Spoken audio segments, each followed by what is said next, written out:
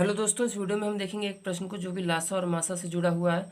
तो प्रश्न है कि दो संख्याओं का लासा 90 और मासा 6 है, तो उनमें से एक संख्या 18 है, तो दूसरी संख्या क्या होगी। तो देखिए हम इस बात को लिख लेते हैं। तो दूसरी संख्या क्या होगी। तो लासा हमारा 90 है, मासा 6 है, पहली संख्या 18 और दूसरी संख्या हमें ज्ञात करनी है।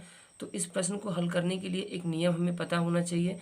वो नियम यह है कि किन्हीं भी दो संख्याओं का जो गुणनफल होगा वो उसके लासा और मासा के गुणनफल के बराबर होगा। तो ये है वो हमारा नियम कि पहली संख्या और गुणे में दूसरी संख्या बराबर लासा गुणे मासा।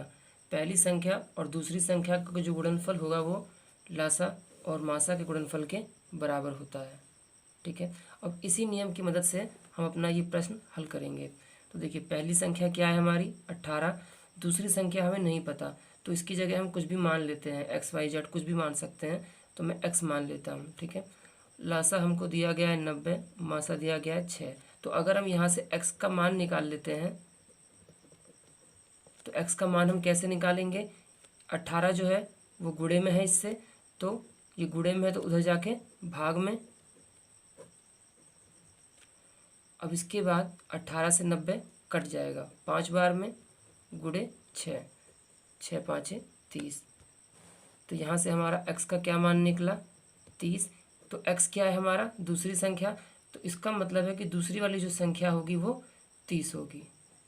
ठीक है, तो इस तरीके से आपको कभी भी लासा और मासा दिया गया हो और आपको एक संख्या दी गई तो दूसरी संख्या आप ज्ञात कर सकते हैं। ठीक है, इसी के साथ अगर आपको दोनों संख्याएं दी होती और लासा या मासा में से कोई एक दिया होता और आपसे दूसरा वाला पूछा गया होता, जैसे कि आपको पहली दूसरी संख्या दे दी गई और लासा और या मासा में से कोई सा भी एक दे दिया, चाहे लासा चाहे मासा, और आपसे कहा जाए कि दूसरा वाला निकालिए, लासा दिया गया तो मासा निकालिए, मासा दिया गया तो लासा निकालिए। तो आप क्या करेंगे, जो नहीं दिया रहेगा उसको x मान लेंगे और फिर एक समीकरण बनेगा इसी प्रकार का, उसे आप हल करेंगे तो आपका उत्तर आ जाएगा।